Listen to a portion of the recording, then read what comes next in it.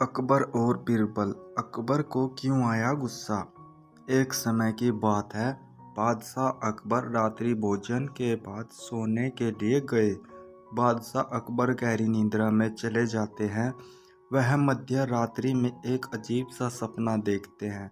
इस सपने की वजह से बादशाह की नींद अचानक से खुल जाती है।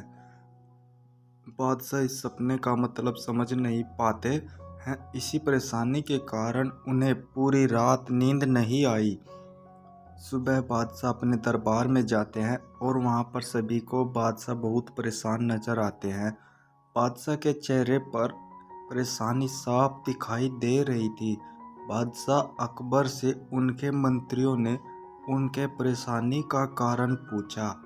बादशाह रात में आए सपने को सभी मंत्रियों के सामने सुनाते हैं। रात को मैंने एक अजीब सपना देखा जिसमें मेरे सारे दांत टूट जाते हैं। पीछे सिर्फ एक दांत ही बचता है। बादशाह ने सभी मंत्रियों से इस सपने के पीछे का कारण पूछा।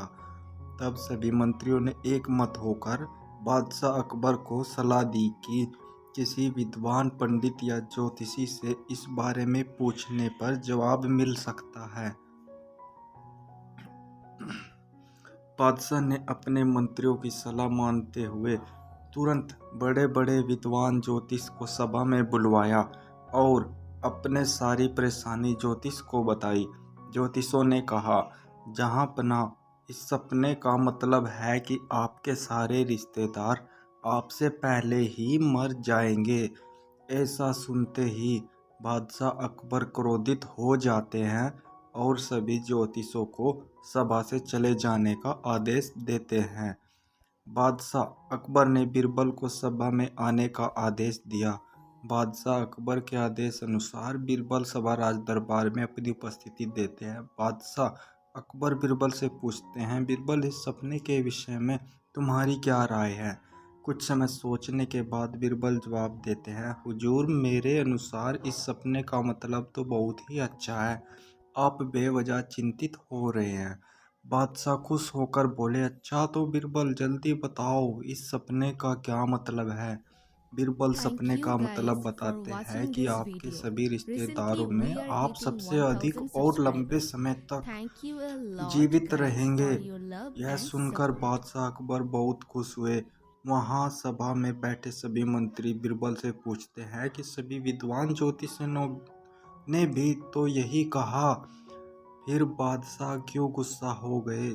बीरबल ने कहा, किसी भी विचार को बोलने की अलग अलग शैली होती है। किसी के सामने बात को सही तरीके से बोलना चाहिए।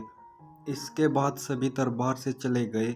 इस कहानी से हमें सीख मिलती है, किसी भी समाचार को बोलने के दो तरीके होते हैं।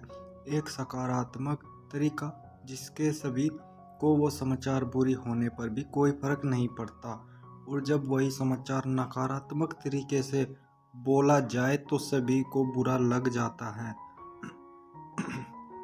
इसलिए हम सभी को कोई भी बात सही ढंग और शैली से बोलनी चाहिए। हमारी कहानी अच्छी लगे तो दोस्तों लाइक करें, कमेंट करें, चैनल को सब्सक्राइब करें।